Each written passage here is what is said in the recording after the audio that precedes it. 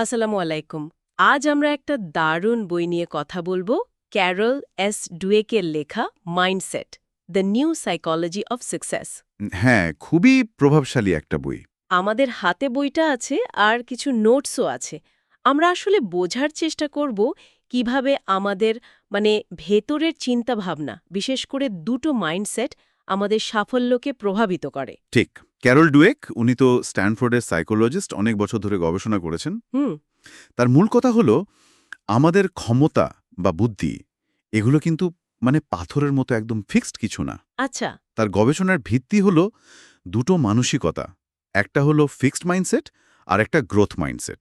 আচ্ছা, একটু বুঝিয়ে বলবেন এই ফিক্সড মাইন্ডসেটটা আসলে কি? ফিক্সড মাইন্ডসেট মানে হলো এই বিশ্বাস যে আমাদের গুণ, বুদ্ধি, প্রতিভা এগুলো সব জন্মগত। মানে যা আছে তাই থাকবে। হ্যাঁ, একদম, এগুলো পাল্টানো যায় না। আর এই কারণে এই মাইন্ডসেটের মানুষজন সাধারণত চ্যালেঞ্জ একটু এড়িয়ে চলে। কেন? কারণ ওরা ব্যর্থ হতে ভয় পায়। ভাবে ব্যর্থ হওয়া মানেই প্রমাণ হয়ে গেল যে তাদের ওই ক্ষমতাটা নেই। ও আচ্ছা, নিজেদের সীমাবদ্ধতাটা যেন চোখে আঙ্গুল দিয়ে দেখিয়ে দেওয়া হয়। ঠিক তাই। আর এর ঠিক উল্টোটা হলো গ্রোথ মাইন্ডসেট। গ্রোথ মাইন্ডসেট হুম এটা কেমন? এটার বিশ্বাস হলো চেষ্টা করলে, শিখলে, লেগে থাকলে যে কোনো যোগ্যতায় বাড়ানো যায়। মানে দক্ষতা অর্জন করা সম্ভব। ইন্টারেস্টিং। হ্যাঁ, আর তাই এরা চ্যালেঞ্জ ভালোবাসে। এটাকে তারা দেখে শেখার সুযোগ হিসেবে। ব্যর্থতা সেটা ওদের কাছে পথের শেষ না। বরং নতুন শুরু বা শেখার অংশ। একদম। ডুয়েকের গবেষণায় একটা মজার জিনিস আছে। কঠিন সমস্যা দিলে ফিক্সড মাইন্ডসেটের ছাত্রদের ব্রেন অ্যাক্টিভিটি প্রায় কমে যায়। তাই নাকি? হ্যাঁ, কিন্তু গ্রোথ মাইন্ডসেটের ছাত্রদের মস্তিষ্ক আরও সচল হয়ে ওঠে। তারা সমাধানের পথ খোঁজে।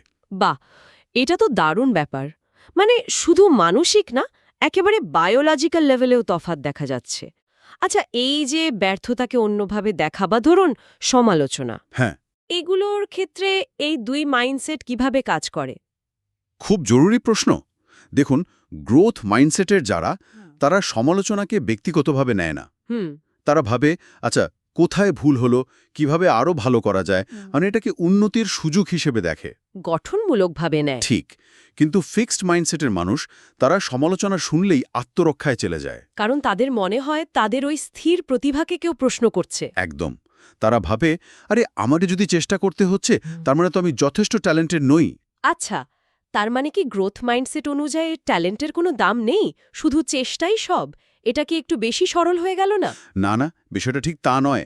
ড্রেক কিন্তু একবারও বলেননি যে প্রতিভা বা স্বাভাবিক ক্ষমতার কোনো রোল নেই। ও তিনি আসলে বলতে চেয়েছেন, গ্রোথ মাইন্ডসেট আমাদের সাহায্য করে নিজেদের ভেতরের পোটেনশিয়াল বা ক্ষমতাকে বিকশিত করতে। আচ্ছা, মানে প্রতিভা হয়তো শুরুটা করে দেয়। হ্যাঁ, কিন্তু আপনি কতটা এগোবেন সেটা নির্ভর করবে আপনার চেষ্টা, আপনার শেখার ইচ্ছা, চ্যালেঞ্জ নেওয়ার মানসিকতার ওপর।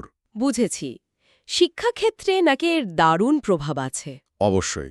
যেমন ধরুন, বাচ্চাদের আমরা যদি শুধু বলি তুমি খুব স্মার্ট, তাহলে কি হয়? কি হয়? তাদের মধ্যে ফিক্সড মাইন্ডসেট তৈরি হওয়ার ঝুঁকি থাকে।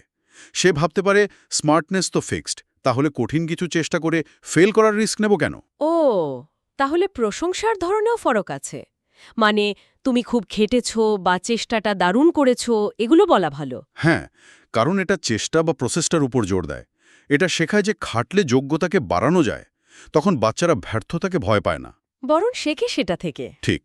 আর এই আইডিয়াটা শুধু পড়াশোনা না, জীবনের সব ক্ষেত্রেই খাটে। যেমন ধরুন ব্যক্তিগত সম্পর্ক, সেখানেও কি? হ্যাঁ, অবশ্যই। গ্রোথ মাইন্ডসেটের মানুষ মনে করে সম্পর্ক টিকিয়ে রাখতে হলে চেষ্টা লাগে, বোঝাপড়া লাগে, সমস্যা এলে সমাধান করতে হয়। কিন্তু ফিক্সড মাইন্ডসেটের লোক হয়তো ভাববে সম্পর্ক একদম শুরু থেকেই পারফেক্ট হতে হবে, নাহলে এটা টিকবে না। সমস্যা দেখা দিলেই তারা হয়তো হাল ছেড়ে দেয়। কাজের জায়গায়ও নিশ্চয়ই একই রকম। একদম। নতুন চ্যালেঞ্জ নেওয়া, ফিডব্যাক চাওয়া, অন্যের সাফল্য দেখে শেখা, এগুলো সবই গ্রোথ মাইন্ডসেটের লক্ষণ। বোঝা গেল। তাহলে মূল কথা হলো আমাদের ক্ষমতা আসলে স্থির নয়, এটা বাড়ানো যায়, এই বিশ্বাসটাই আসল, তাই তো? হ্যাঁ, কিন্তু একটা প্রশ্ন, ধরুন কেউ বুঝতে পারল যে তার মধ্যে ফিক্সড মাইন্ডসেটের ঝোঁকটা বেশি, সে কি এটা বদলাতে পারে? অবশ্যই পারে।